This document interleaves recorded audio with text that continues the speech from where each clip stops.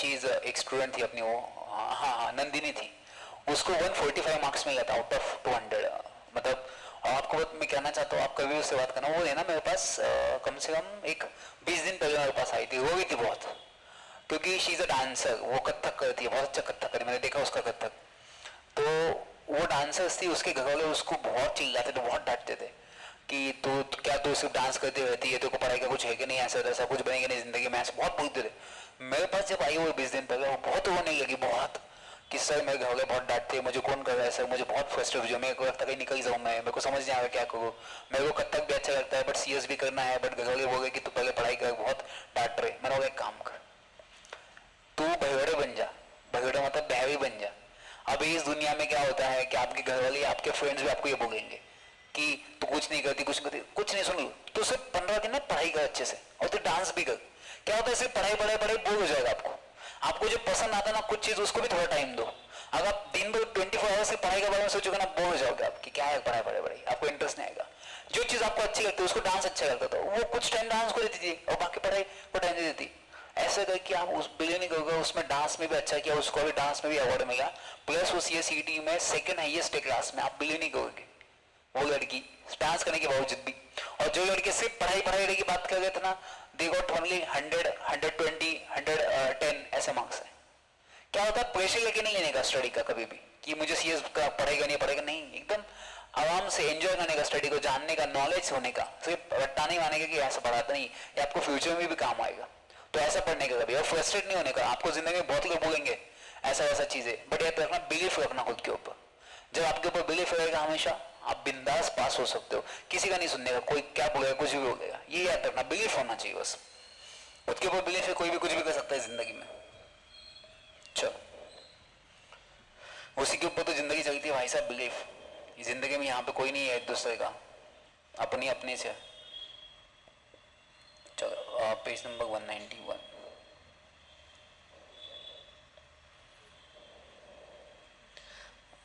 ये तो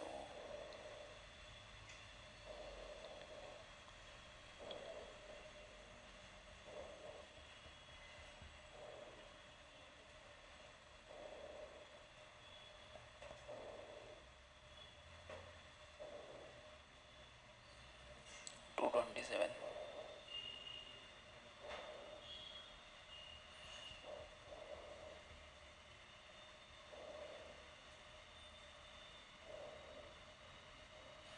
चलो कंसेंट, ओबेग फ्रीडी का मतलब क्या होता है, कल पढ़ा था अपन ने ओबेग फ्रीडी। मैंने बोला था ओबेग फ्रीडी का मतलब क्या होता है, to disclose all the information. Yes, good, बोलने का, दिल में नहीं रखने का, बोल देने का मैडम। हाँ चलो, यहां तक हुआ था अपना कल एग्रीमेंट इन पब्लिक पॉलिसी।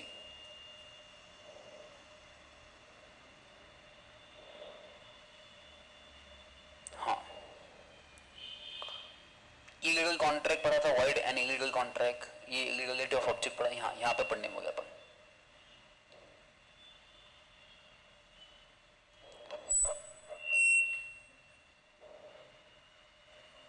चलो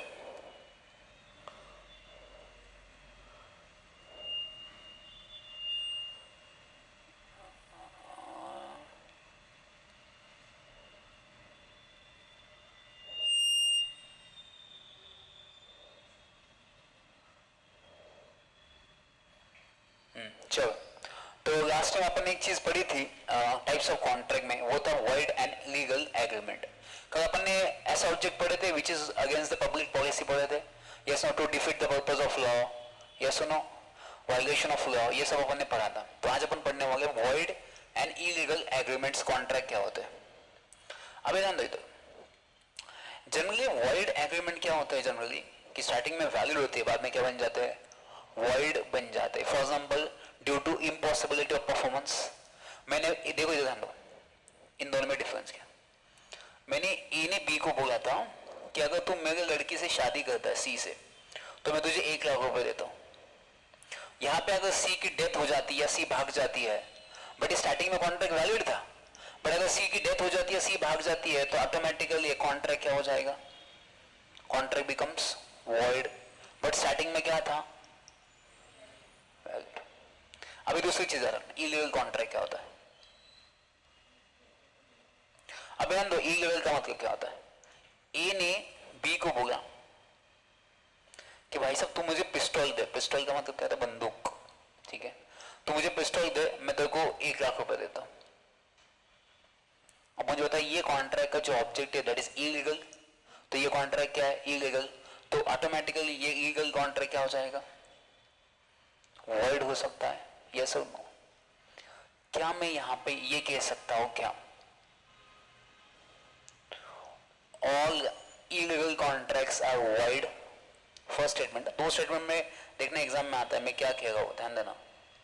all illegal contracts are void. ये सेकंड फर्स्ट स्टेटमेंट है. सेकंड स्टेटमेंट आपको मैं बताता हूं. ऑल वॉइड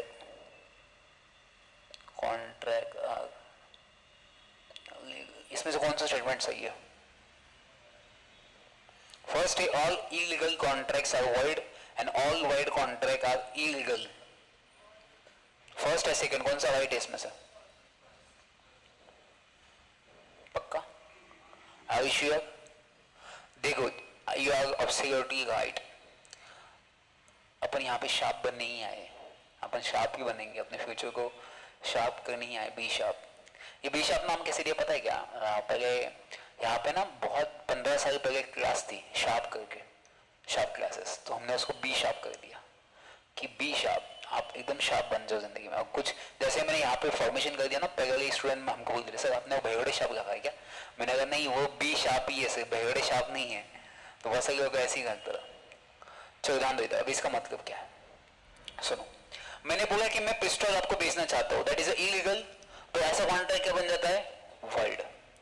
अभी मैंने बोला था कि ए ने बोला था बी को तू सी से शादी कर मैं 1 लाख दूंगा. ये स्टार्टिंग में कॉन्ट्रैक्ट क्या था? वैलिड.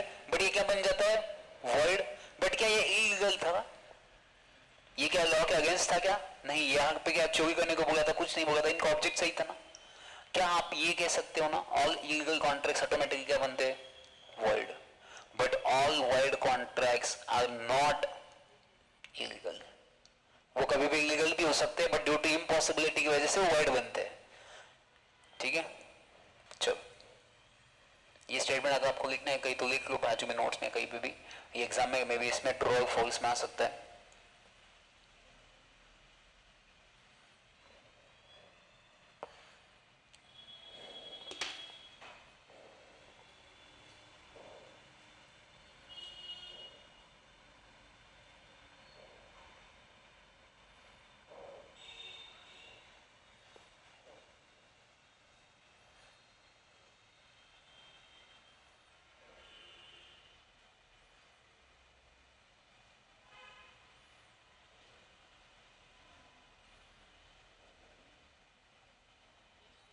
गेली का तुकडे दिली का? अच्छा बर. अहो खूप गुडघ्या एवढं पाणी होतं. बाप रे किती ट्रॅफिक. आत्ता पोचलो मी. मॅडमने मेसेज टाकला लक्ष दिला म्हणजे की आज all lectures are online due to heavy. मी आत्ता वाचल्या. सगळ्यांची लेक्चर ऑनलाईन होणार आहे. मी एकटाच. मग आत्ता समज येते. अगं मेसेज आत्ता पाहिला मी. गाडी बंद पडली होती मध्येच त्यात पाण्यात. मी ठीक आहे आता येतो व्यवस्थित. ठीक आहे चालेल. उद्या ऑनलाईन घेणार आहे. ठीक आहे आता क्लासमध्येच 1-2 लेक्चर घेतो येतो मग. ठीक आहे. हां हो घेऊन येतो मी. ठीक आहे. आता काही काय आगे त्यांचं घेतो बाकी त्यांचं ऑनलाईन. ठीक आहे. हो हो हो ठीक. चलो लिख लिया आप लोगों ने? ध्यान दो घर पे बताना पड़ता है ना. अभी ध्यान दो. एक बहुत अच्छी यहाँ पे टर्म एक्सप्लेन की है. यहाँ पे लिखा है एक्स टू पी कॉज नॉन ओरेटर एक्शन means from an evil cause no action arises. अभी ध्यान देना इधर. मैंने फॉर एग्जाम्पल तेजस्विनी बंदूक प्रोवाइड कर दिया, ठीक है, बंदूक तेजस्विनी बंदूक का सप्लाई करती है पूरे महाराष्ट्र में, एमपी से लेके यहाँ पे सप्लाई करती है बंदूक का, अभी ध्यान दो। तो मैंने क्या किया ना, तेजस्विनी को 1 लाख रुपए दिया कि मुझे 10 बंदूक चाहिए, ठीक है, 1 लाख रुपए दे दिया, कॉन्ट्रैक्ट वेंट्रैक्ट साइन किया, कोई एग्रीमेंट किया। अभी क्या किया ना, तेजस्विनी का फोन ही स्विच ऑफ आ गया। अब मुझे एक बात बताओ, ये जो कॉन्ट्रैक्ट है सबसे पहले बेसिकली कौन सा कॉन्ट्रैक्ट है? इलीगल। क्या मैं कोर्ट में इसके अगेंस्ट एक्शन फाइल कर सकता हूँ? जज को जज साहब मैंने उसको बंदूक बोली थी, 10 नहीं दी, इसने मेरे को 1 लाख रुपए लेके गई, जज सबसे पहले मुझे अरेस्ट करेगा और ऐसी जगह पे गोलियां मारेगी, मैं कभी जिंदगी में बैठ ही नहीं सकता। तो आप ये कहना चाहते हो सर सच कॉन्ट्रैक्ट कौन से कॉन्ट्रैक्ट बनते हैं? इलीगल। क्या आप इसमें एक्शन ले सकते हो क्या? नहीं। तो इसको इस वर्ड को याद रखना, एक्स टू बी कॉज नॉन ओरिएटर एक्शन। नॉन ओरिएटर एक्शन मतलब an evil cause, evil cause मतलब illegal cause can never be a action और नेवर नो एक्शन अराइजेस। आप कभी भी इसके अगेंस्ट एक्शन नहीं ले सकते। कहीं तो बाजू में लिख लो ये वर्ड एक्स, एक्स कभी भी एक्शन नहीं ले सकता अपने ऊपर। He doesn't have the right because he is illegal now. ऐसा आप याद रख सकते हो।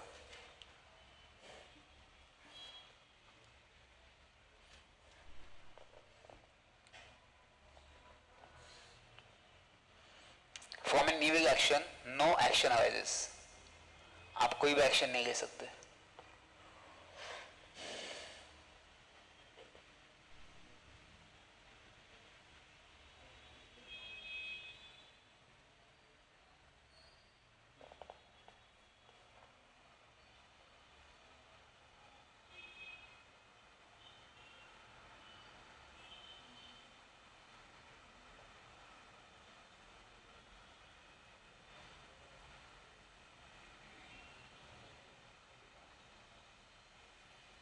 चलो, तो जहां पे भी एक्स नाम आएगा, एक्स टू पी, तो एक्स टू पी को याद रखना, from an evil cause no action arises. ठीक है, चलो नेक्स्ट देखो, द मनी पेड और property transfer under an illegal agreement can not be recovered. The maxim is इन पार्टी डिलिसिटियो पोर्टरेस्ट कंडीशंस डिफेंडेटिस। In case of equal guilt, more powerful is the condition of the defendant. अभी ध्यान दो, सुनो, इसका सेकंड मतलब क्या है। मैंने तेजस्विनी को 1 लाख रुपए दिया था, अभी मैं कोर्ट के पास नहीं जा सकता, मतलब एक्शन नहीं ले सकता, उसका एक स्टोर भी याद रखना, ठीक है। बट क्या मैं इससे वो 1 लाख रुपए अमाउंट रिकवर कर सकता हूं क्या? नहीं कर सकता, क्योंकि भाई साहब आपने जो पैसा दिया था वो कौन सा एक्ट के लिए दिया था? Illegal act. तो आप ये पैसा रिकवर नहीं कर सकते, तो उसको रिकवर नहीं कर सकते। इसका जो नाम है इसको क्या कहेंगे अपन? इधर दिया है, किधर है वो? हाँ, द मैक्सिम इज पार्टी, याद रखना, पार्टी डिलिसिटियो पोर्ट्रेस्ट कंडीशन डिफेंडेटिस। ऐसा कोई गाली दे रहे, ये मैक्सिम टर्म्स को याद रखना, एग्जाम में आता है। पार्टी याद रखना, पार्टी, पार्टी सर से कभी भी रिकवर नहीं हो सकती, ऐसा रखना। पार्टी रिकवर याद रखना पड़ना, एक्स नो एक्शन, ऐसे याद रखना। ये दो मैक्सिम टर्म्स को ऐसे याद रखना। कैसे? एक्स का याद रखना, यहाँ पे एक्स मतलब no action, party no recovery. Party देने का पैसा रिकवर नहीं होता, पार्टी नो रिकवरी, ऐसा बोल सकते हो।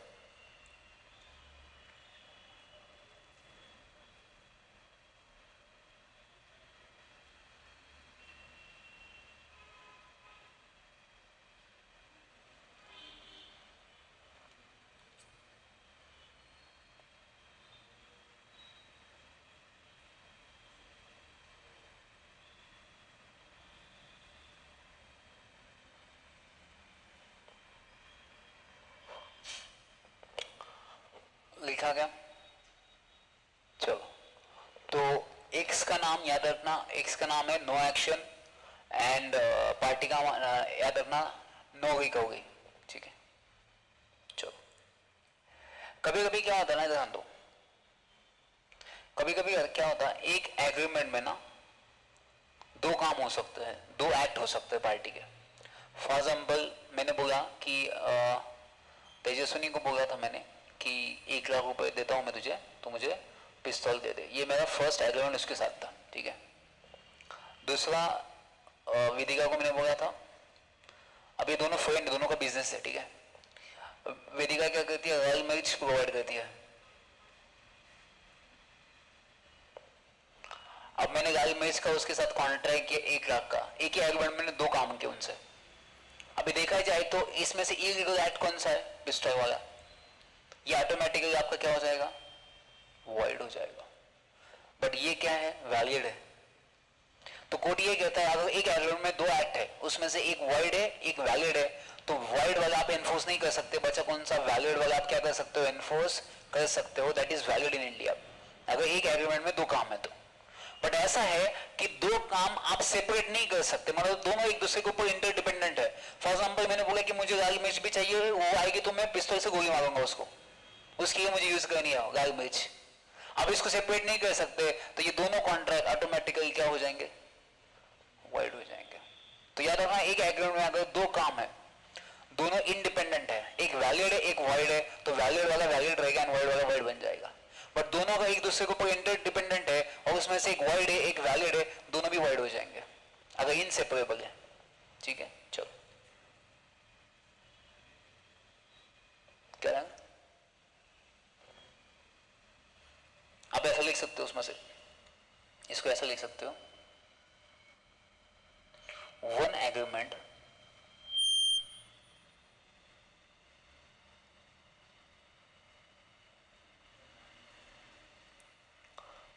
उसमें से लिख सकते हो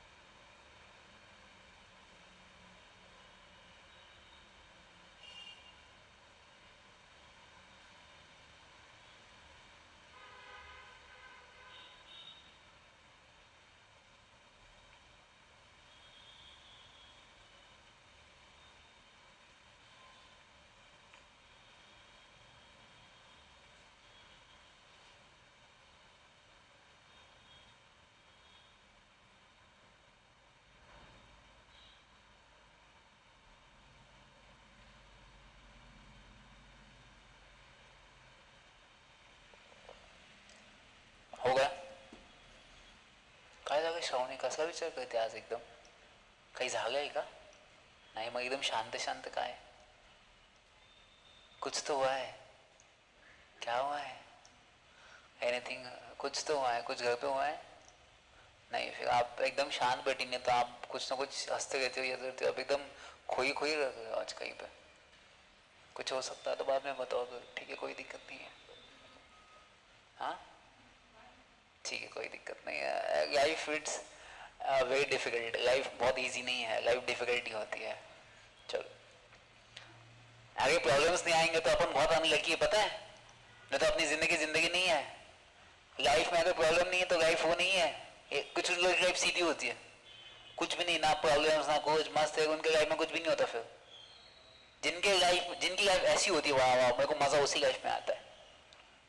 प्रॉब्लम्स आएंगे तो भाई साहब तभी सोल्यूशन की वैल्यू होगी। अनसक्सेस आएगा, अनफेलियर आएगा, तो फेलियर आएगा तभी सक्सेस का मजा आएगा। ये याद रखना, जितना ज्यादा प्रॉब्लम्स उतना ज्यादा मजा आता है लाइफ में चेज करने के लिए। चलो आगे बढ़ते हैं। इतना अच्छा अपन पढ़ रहे, ये सब अपने को आगे जाके पैसे ही मिलने वाले इसके। चलो, agreement void being oppose to public policy, मैंने आपको लास्ट टाइम बताया था ऐसे एग्रीमेंट जो किसके अगेंस्ट है, पब्लिक के अगेंस्ट, वो क्या बनते हैं, वाइड बनते हैं। तो ये ऑलरेडी दिया है, यहाँ पे दिया है कि the following agreement are void as being against public policy but they are not illegal. ऐसे कुछ कुछ एग्रीमेंट्स है जो वाइड है बट इलीगल नहीं हो सकते। मैंने आपको बोला था all illegal agreements are void but all void agreements are not.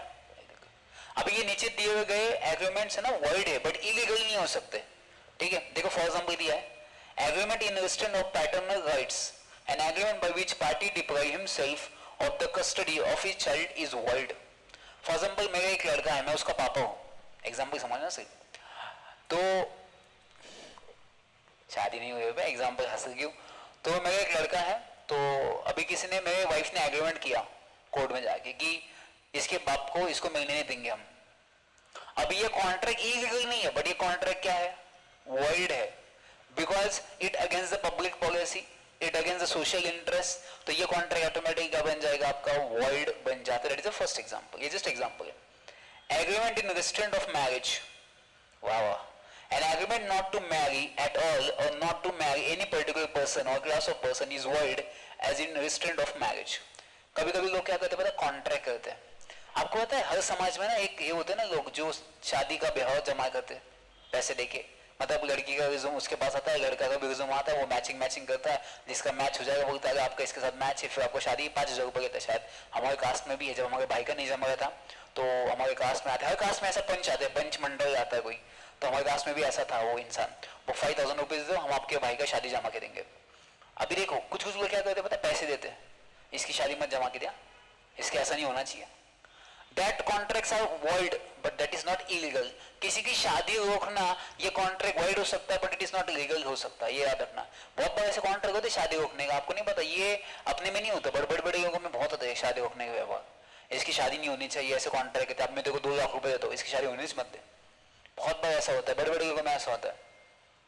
चलो, मैरिज ब्रोकरेज, जैसे फ्लैट वाला ब्रोकर होता है ना, आपको दिखा रही है फ्लैट है बहुत अच्छा है वैसा है, ये मैरिज ब्रोकर वाले भी वाइड होते हैं, याद रखना।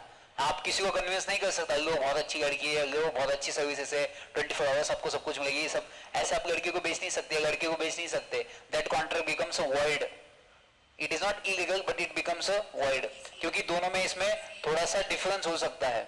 तो ऐसे कॉन्ट्रैक्ट जो होते हैं, जो मैरिज ब्रोकरेज वाले होते हैं, वो दैट क्या बनते हैं, वो वाइड बनते हैं। That is not illegal but wide होते हैं, क्योंकि आप किसी को कन्विंस नहीं कर सकते कमीशन के लिए, क्योंकि फ्लैट देने के बाद उसको क्या मिलता है, ब्रोकरेज मिलता है, कमीशन मिलता है, तो वो शादी क्यों कराएगा आपकी, कमीशन के लिए, उसको बाकी कुछ इंटरेस्ट है।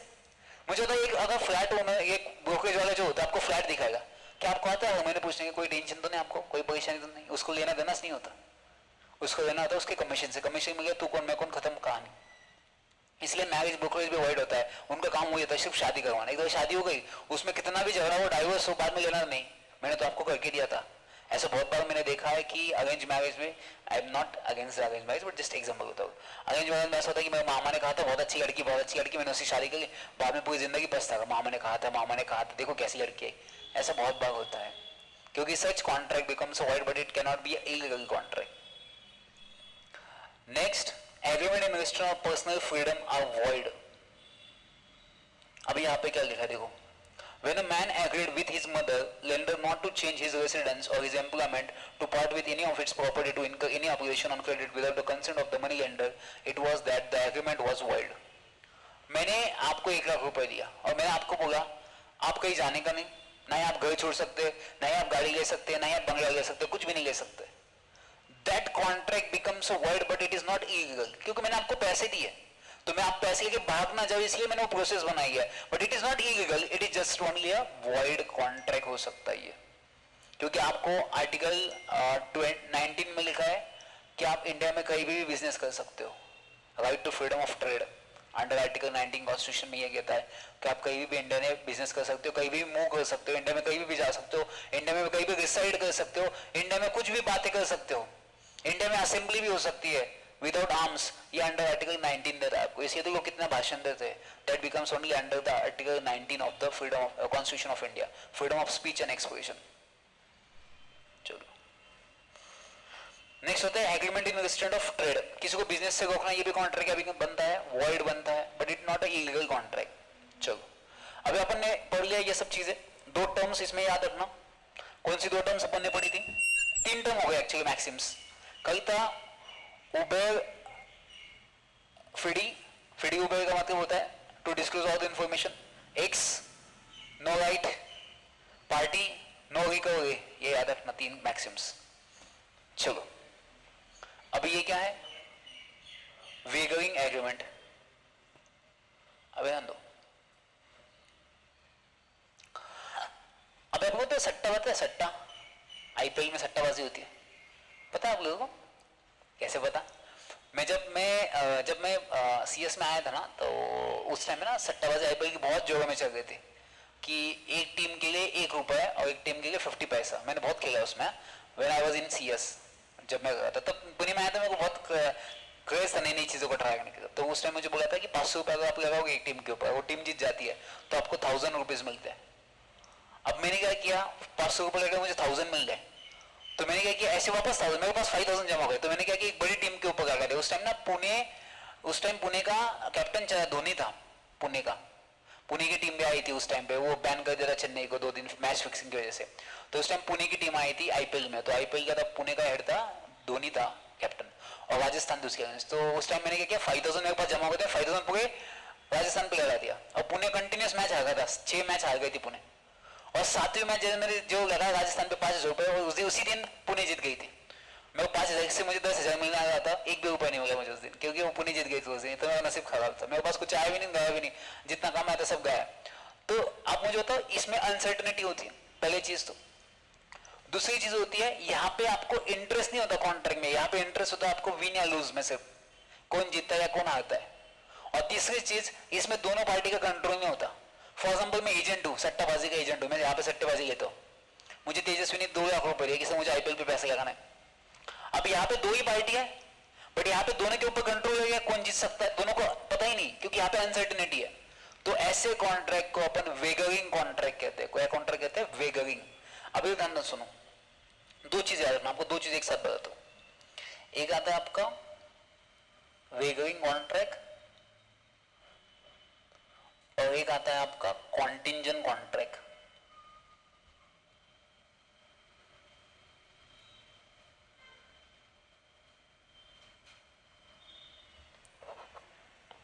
वेगरिंग कॉन्ट्रैक्ट एंड कॉन्टिंजेंट कॉन्ट्रैक्ट, अब इन दोनों में सिचुएशन सेम होती है। अभी ध्यान देना, इसमें भी क्या होती है? अनसर्टनिटी, इसमें भी अनसर्टनिटी।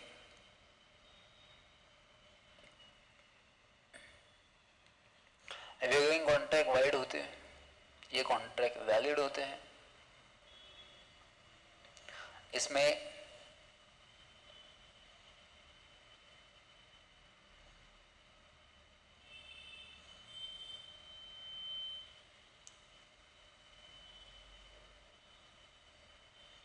इसमें हैपनिंग और नॉन हैपनिंग इवेंट होते हैं, इसमें भी सेम होते हैं। It is not beneficial to the society, it is beneficial to society. For example, lottery, for example, insurance.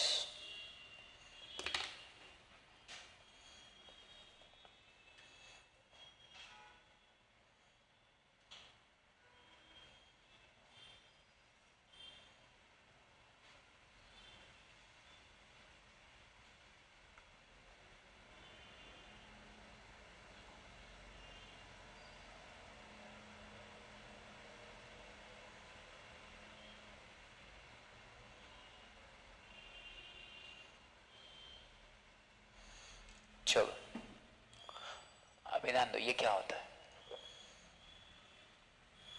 Uncertainty, certainty, void, valid, happening, non happening, same, not beneficial to the society, it is beneficial to society. यहाँ पे आएगा lottery, यहाँ पे आएगा insurance.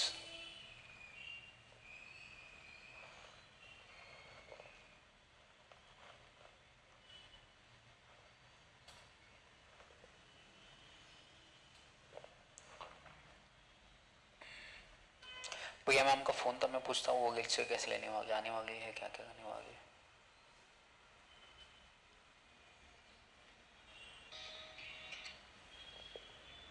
हाँ ma'am बोले ना। हाँ मैम। हाँ हाँ, तो आप आने वाली ना क्लास पे? 8 है। हाँ ओके, ठीक है। मैम आने वाली है। नो छुट्टी, नो प्लान, नथिंग।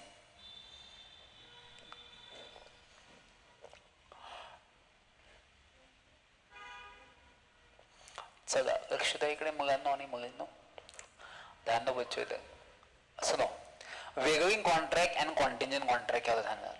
दोनों में सेम सिचुएशन है, सिर्फ दोनों में एक चीज है कि कॉन्टिंजेंट कॉन्ट्रैक्ट वैलिड होता है एंड वेगरिंग मतलब सट्टाबाजी वॉइड होता है लॉ के हिसाब से।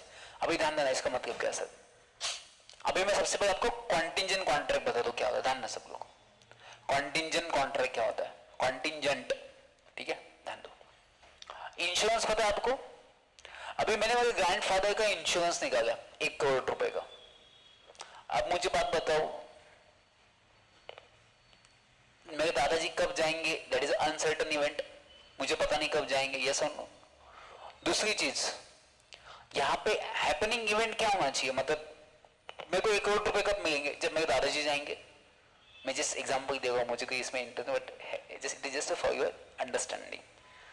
तो मेरे दादाजी जाएंगे तो मुझे कितना मिलेगा? 1 करोड़ रुपए। अभी आप देखो, that is the happening event, मतलब ये अगर हुआ तो आपको पैसा मिलेगा, ये नहीं हुआ तो आपको पैसा नहीं मिलेगा। दैट इज अनसर्टेनिटी, यहाँ पे कंडीशंस है। That is happening event first. Non happening event क्या होता है, ध्यान देना। मैं शिप पे जा रहा हूँ, फॉर एग्जाम्पल देखो यहाँ पे ये पानी है, ये मेरी शिप है, मैं शिप पे हूं, हम दोनों शिप पे हैं, ठीक है ठीक है। अभी ध्यान दो, शिप पे जा रहे हैं हम। अभी शिप अगर वापस नहीं आएगी तो शिप का 1 करोड़ रुपए मैंने इंश्योरेंस निकाला। शिप अगर वापस नहीं आएगी तो, और शिप वापस आई तो पैसा मिलेगा मुझे। तो यहाँ पे नॉन हैपनिंग इवेंट है, मतलब ये नहीं होना चाहिए, शिप वापस नहीं आनी चाहिए। अगर शिप वापस नहीं आई तभी तो मुझे पैसा मिलेगा, यस और नो। That is insurance. तो इंश्योरेंस भी क्या होता है? अनसर्टेनिटी होता है, यहाँ पे भी कंडीशन होता है यहाँ पर। ये कॉन्ट्रैक्ट क्या होते हैं? वैलिड होते हैं, क्योंकि it is a beneficial to the society. क्योंकि कोई जाने के बाद अगर कोई इंसान फैमिली में रहता है, उसको पैसे की जरूरत होती है तो उसको पैसा मिलता है। इट इज अ बेनिफिशियल, इसमें विन लूज नहीं होता। बट लॉटरी में क्या होता है? विन और लूज होता है, ये सट्टाबाजी होती है यहाँ पे। It is not beneficial to the society and lottery वाले ट्रांजेक्शन हमेशा क्या होते हैं? वॉइड होते हैं। और कॉन्टिंजेंट कॉन्ट्रैक्ट हमेशा क्या होते हैं? वैलिड होते हैं। याद रखना, contingent contract is beneficial to the society. समझे दो में बेसिक डिफरेंस क्या है? तो एग्जाम में क्वेश्चन आया कि वेगरिंग कॉन्ट्रैक्ट इज वैलिड और वॉइड।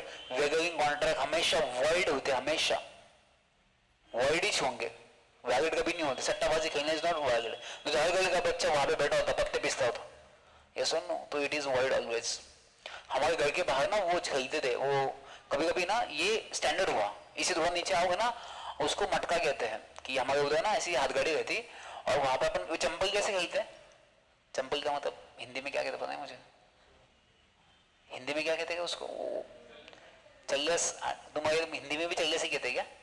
पता नहीं, जिसमें भी है, उर्दू में जो भी आपको समझ गया ना, दिस ओ दिस, ओके। तो ध्यान दो, तो वो क्या था कि हमारे इधर ना नगर में एक थिएटर है, शिवम थिएटर, तो मैं उसके उधर ही रहता। तो हमारे इधर ना पीछे देखा जाए तो मोनिका थिएटर, ठीक है, तो उधर है ना, तो उधर ना ऐसा मस्त एक हाथगड़ी रहती थी, और हाथगड़ी में ऐसे 8 बॉक्स रहते थे, और वो क्या कहते थे उस पर छुपाते थे। वहां पे ऐसे बहुत सारे ये रहते थे, क्या बोलते, सिंबल्स। और वो इंसान क्या करता था, वो सिंबल्स को ऐसे कागज के नीचे रखता था, ऐसा मतलब बोलते था आंखें बंद करो, आप पीछे देखने का, वो रखता था, ऐसे करता था। अपन देखने का 8 बॉक्स में उसने कहाँ पे रखा, आपको जस्ट देखना है कि मतलब ऐसे अज्यूम करना है कि कहाँ पे होगा, उसके ऊपर पैसे रखने का। ये मेरा 200 रुपए इसके ऊपर, और डबल मिलता, 200 का 400। तब मैं 10-10 रुपए खेलता था, 10 रुपए आया तो 20 रुपए, 20 आया तो 40 रुपए, और 8 बॉक्स में हम पैसे रखने के जहाँ पे वो इतना पैसा कमाता था, वो इंसान इतना पैसा कमाता था, क्योंकर हर का गलत होता था।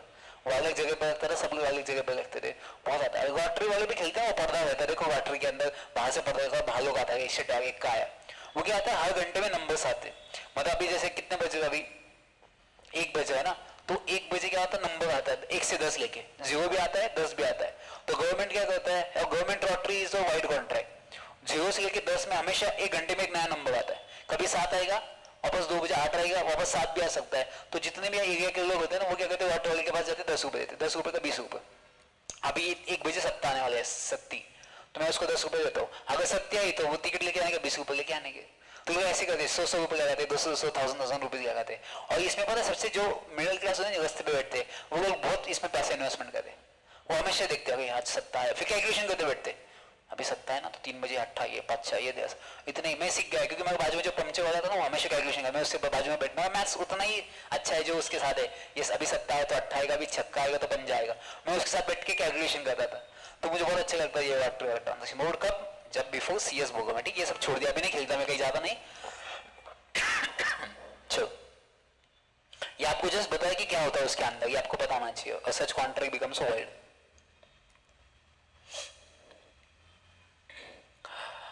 देखो अभी माइनर के साथ अगर आप कॉन्ट्रैक्ट करते हो हमेशा, माइनर के साथ कॉन्ट्रैक्ट में माइनर आ सकता है क्या, नहीं। अगर माइनर, मुझे टाइम बताना अगर 1 बज गए तो, माइनर के साथ कॉन्ट्रैक्ट करते हो तो माइनर के साथ कॉन्ट्रैक्ट क्या बनता है, वर्ड ऐप इनिशियो कहते हो उसे, इधर जानना, ये वर्ड याद रखना हमेशा,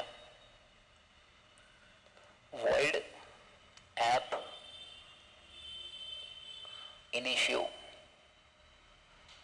अगर माइनर के साथ कॉन्ट्रैक्ट करते हो तो इसका मतलब क्या पता है, इनिशियल मत का मतलब होता है initial, INITIO, initio, word app initio. इसका मतलब होता है आपका कॉन्ट्रैक्ट स्टार्टिंग से ही वर्ड है, इनिशियल से ही वर्ड है, जिस दिन आपने माइनर के साथ कॉन्ट्रैक्ट में एंटर किया उस दिन से ही कॉन्ट्रैक्ट वर्ड है, उसी दिन से।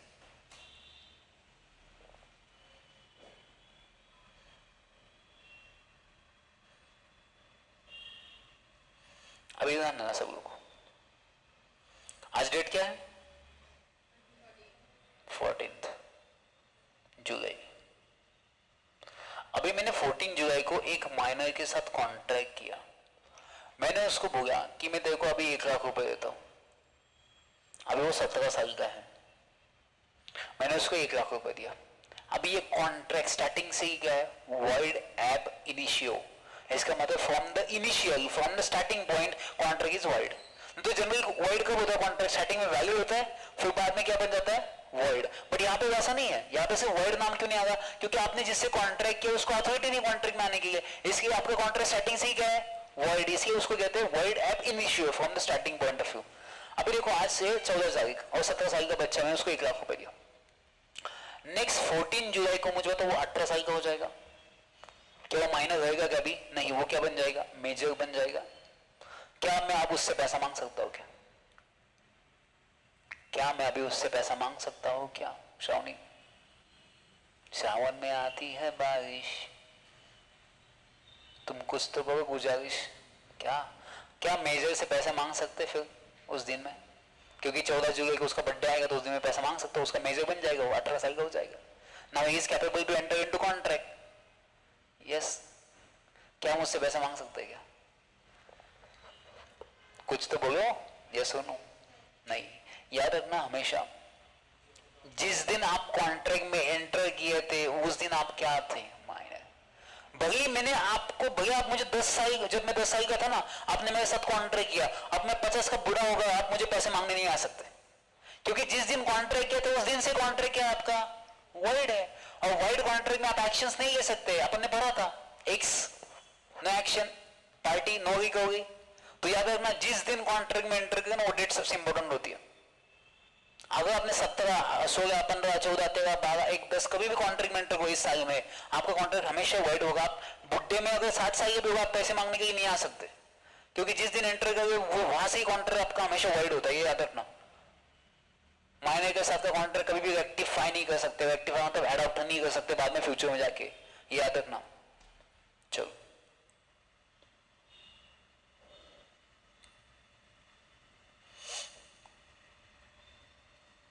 ये अपन ने पढ़ा था वाइड कॉन्ट्रैक्ट। कॉन्टिजेंट कॉन्ट्रैक्ट अभी पढ़ा अपन ने, क्या होता है मैं आपको बताया। कॉसी कॉन्ट्रैक्ट पता है क्या होता है? कॉसी कॉन्ट्रैक्ट में क्या एक्सप्रेशन होता है क्या? ऑफर, एक्सेप्टेंस, कंसिडरेशन, एग्रीमेंट, ऐसा कुछ होता है? नहीं। एक्सीडेंटली अपन क्या करते हैं, कॉसी कॉन्ट्रैक्ट में एंटर करते, किसी और के कॉन्ट्रैक्ट में अपन आ जाते। हाँ इधर ध्यान दो। नेक्स्ट है डिस्चार्ज ऑफ कॉन्ट्रैक्ट। बस लास्ट इतना होगा कि खत्म। डिस्चार्ज मतलब कॉन्ट्रैक्ट को अभी खत्म कर देना है। अभी कॉन्ट्रैक्ट कैसे खत्म हो सकता है?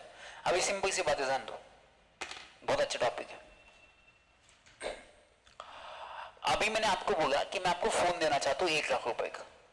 अब मुझे 1,00,000 रुपए दे दो, ये अपना कॉन्ट्रैक्ट है। अब ये कॉन्ट्रैक्ट खत्म कब होगा? मैं आपको पैसे दूंगा, आप मुझे फोन दोगे, कॉन्ट्रैक्ट क्या हो जाएगा? मतलब by performance, first point performance of contract. अब अगर आपने परफॉर्म कर दिया तो कॉन्ट्रैक्ट ऑटोमेटिक क्या हो जाएगा? खत्म हो जाएगा। यस और no, first point. Second, mutual consent. अभी ध्यान देना, अभी कॉन्ट्रैक्ट परफॉर्म करने के लिए भी दोनों ने परफॉर्म करना चाहिए, तो कॉन्ट्रैक्ट नहीं परफॉर्म करने के लिए भी दोनों की कंसेंट चाहिए। फॉर एग्जांपल मैं बोलता हूं मैं आपको पैसे नहीं देता, तो आपने भी बोला मैं आपको फोन नहीं दूंगा, अपने कॉन्ट्रैक्ट कैंसिल कर देते म्यूचुअली। म्यूचुअल मतलब म्यूचुअल अंडरस्टैंडिंग से। जब दोनों साइड से अगर कंसेंट आएगी तो कॉन्ट्रैक्ट परफॉर्म करने की जरूरत है क्या? तो कॉन्ट्रैक्ट आपका हमेशा क्या हो जाएगा? खत्म हो जाएगा, कैंसिल हो जाएगा, रिवोकेशन हो जाएगा, टर्मिनेशन हो जाएगा, डिस्चार्ज हो जाएगा। ये सुनो, बट अगर एक पार्टी रेडी है, आप बोले कि नहीं फोन आपको ही देने वाला था, अब मैंने बोला नहीं नहीं मुझे नहीं चाहिए, तो अगर यहाँ पे डिस्प्यूट हो जाएगा, केस हो जाएगी, आपका कॉन्ट्रैक्ट डिस्चार्ज नहीं होगा, कोर्ट में चला जाएगा फिर। तो कॉन्ट्रैक्ट अगर डिस्चार्ज करना है तो दोनों की कंसेंट चाहिए, म्यूचुअल कंसेंट। और कॉन्ट्रैक्ट परफॉर्म भी करना है तो दोनों की कंसेंट चाहिए, याद रखना, क्योंकि कॉन्ट्रैक्ट में अपन उसी की वजह से आए, दोनों की कंसेंट की वजह से आए। तो एक कॉन्ट्रैक्ट को डिस्चार्ज करना है तो म्यूचुअल कंसेंट से भी आप क्या कर सकते हो, उसको डिस्चार्ज कर सकते हैं, या बाय परफॉर्म करके भी उसको डिस्चार्ज कर सकते हो। Third, lapse of time. मैंने आपको बोला था कि 7 दिन के अंदर आप पैसा दो, कॉन्ट्रैक्ट में लिखा था कि आप मुझे 7 दिन के अंदर पैसा दोगे, आपने मुझे 7 दिन के अंदर पैसा ही नहीं दिया, तो ऑटोमेटिक कॉन्ट्रैक्ट क्या हो जाएगा? खत्म हो जाएगा। मैं आपके ऊपर क्यों डिपेंड होगा, मैं किसी और को भेज दूंगा, तो बाय लैप्स ऑफ टाइम भी कॉन्ट्रैक्ट क्या हो जाएगा? खत्म हो जाएगा। Fourth, operation of law. Operation of law का मतलब होता है डेथ ऑफ द पार्टी। मैं एक्स को गाड़ी बेचने वाला था, उसके साथ कॉन्ट्रैक्ट किया, साइन की, वो घर जा रहा था, मर गया रास्ते में। अब जिसके साथ कॉन्ट्रैक्ट किया तो वो मर गया, ऑपरेशन ऑफ लॉ, तो ऑटोमेटिकली कॉन्ट्रैक्ट क्या हो जाएगा? खत्म हो जाएगा, डिस्चार्ज हो जाएगा। ये सुन, that is operation of law. Operation of law का मतलब होता है किसी की डेथ हो जाना, कोई इंसॉल्वेंट हो जाना। भिखारी विजय मल्ल्या, विजय मल्ल्या मेरे से 5,00,000 रुपए लेके गया था, बोला था मैं आपको 2 दिन के अंदर देता हूं। मैंने न्यूज में पढ़ा विजय मल्ल्या इंसॉल्वेंट, भिखारी बन गया। अब भिखारी से मैं क्या पैसा मांगू? तो ऑटोमेटिकली आपका कॉन्ट्रैक्ट डिस्चार्ज हो जाएगा, खत्म हो जाएगा बाय ऑपरेशन ऑफ लॉ। ये सुनो, तो एक तो इंसॉल्वेंसी हो सकता है, ये तो डेथ हो सकता है। Next, impossibility of performance. मैंने आपको बोला था कि मैं आपको पेंटिंग निकाल के देता हूं कल, आपने मुझे 10,000 रुपीज दिए कि सर एक बढ़िया पेंटिंग निकाल के दो मुझे, कॉन्ट्रैक्ट वैलिड था। रात को मेरे उंगली दरवाजे में चली गई, तो ऑटोमेटिकली मेरा जो कॉन्ट्रैक्ट वैलिड था वो बाद में क्या होगा? Void, due to impossibility of performance. मैं परफॉर्म ही नहीं कर सकता। और जो contract on the basis of skill के बेसिस पे किए जाते हैं ना, स्किल मतलब मेरे में जो टैलेंट है वो कोई दूसरा परफॉर्म नहीं कर सकता। मतलब जो कॉन्ट्रैक्ट आपने मेरे साथ किया था पेंटिंग का, मेरे लड़के के साथ नहीं कर सकते आप, क्योंकि जो मेरे में स्किल है वो मेरे लड़के में नहीं हो सकते। ये सुनो, तो याद रखना, जो भी कॉन्ट्रैक्ट हमेशा रखना स्किल एंड उस पर्सन के टैलेंट के बेसिस पे आप करते हो ना, वो कॉन्ट्रैक्ट उसी इंसान ने परफॉर्म करना चाहिए, उसको ट्रांसफर नहीं कर सकते आप किसी और को। याद रखना, मैं ये नहीं बोल सकता मेरा लड़का परफॉर्म करेगा, नहीं भाई साहब, जो पेंटिंग आप निकल सकते हो वही सेम पेंटिंग आपका लड़का नहीं निकल सकता। याद रखना। And last, breach of contract. मैंने आपको फोन बेचने वाला था, आप मुझे पैसे देने वाले थे, मैंने आपको फोन बेचा, आपने पैसे नहीं दिए, तो मैं कॉन्ट्रैक्ट को क्या कर दूंगा? कैंसिल। ब्रीच का मतलब होता है वायलेशन ऑफ कॉन्ट्रैक्ट। ब्रीच या ब्रेक ऑफ कॉन्ट्रैक्ट कहते हैं उसको, कॉन्ट्रैक्ट को ब्रेक कर देना। 1 2 3 4 5 6, ये 6 पॉइंट रखना जिसमें कॉन्ट्रैक्ट ऑटोमेटिकली डिस्चार्ज होता है, टर्मिनेट हो जाता है, खत्म हो जाता है। इसके लिए मैंने एक वर्ड बनाया था लास्ट टाइम,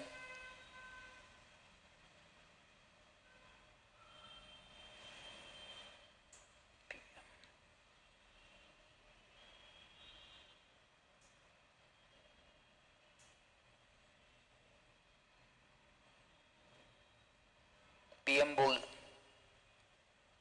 याद रख सकते हो आप, पीएम बी ओ, हाँ पीएम बोलिए, आप ऐसे भी बोल सकते हो। अब अपना पीएम बॉयल हो चुका है, ऐसे भी बोल सकते हो, वो भी ऐसा भी लिख सकते, BOIL, अपना पीएम बॉयल हो चुका है। P का परफॉर्मेंस, M का म्यूचुअल कंसेंट, B का ब्रीच ऑफ कॉन्ट्रैक्ट, O का ऑपरेशन ऑफ लॉ, I का impossibility of performance and L का लैप्स ऑफ टाइम। पीएम बॉयल हो चुका है। जस्ट एग्जाम्पल, मैं पीएम के अगेंस्ट कोई स्टेटमेंट नहीं दे रहा हूँ, क्योंकि आप आगे पढ़ोगे टॉट में कि whenever you give some statement against any person that comes under the defamation, defamation मतलब मानहानि का दावा दाखिल करना। पीएम मेरे अगेंस्ट 100 करोड़ रुपए का दावा दाखिल कर सकता है, मैं पूरी जिंदगी उसको 100 करोड़ रुपए नहीं दे सकता। 100 करोड़ क्या, 1 रुपए भी नहीं दूंगा। अगर ये पॉलिटिकल पार्टी बहुत यूज करती है टॉट का, आपने देखा होगा ना, उसके मेरे अगेंस्ट बोला, मैं उसको 1 करोड़ रुपए का डिफेमेशन की केस फाइल की, 10 करोड़ रुपए, 50 करोड़ रुपए। वो बीच में संजय राउत ने किरीट सोमैया, बीजेपी का है किरीट सोमैया, और संजय राउत शिवसेना का है, तो संजय राउत ने किरीट सोमैया के ऊपर 1 रुपए का मानहानि का दावा दाखिल किया था, 1 रुपए। ऐसे ही लोग टाइम पास किया, मान ये डिफेमेशन बहुत ही सिंपल हो चुका है इस देश में। कहीं भी आप किसी के बारे में अगेंस्ट छोटा भी लिख देते हो ना, इट कम्स अंडर डिफेमेशन। चलो, तो बिना देखे लास्ट एक बार रिवाइज। हाँ, नीचे मत देखो, तेजस्वी पे गए, तेजस्वी ऐसा सामने होना चाहिए, नीचे नहीं। पीएम बॉयल हो चुका है, ठीक है। B for breach of contract, M for mutual consent, O for operation of law, I for and L for lapse of time. तो ये याद रखना, that is a discharge of contract, ठीक है। तो एक 5 मिनट का ब्रेक देता हूँ, दिन अपन इकोनॉमिक्स स्टार्ट करते हैं।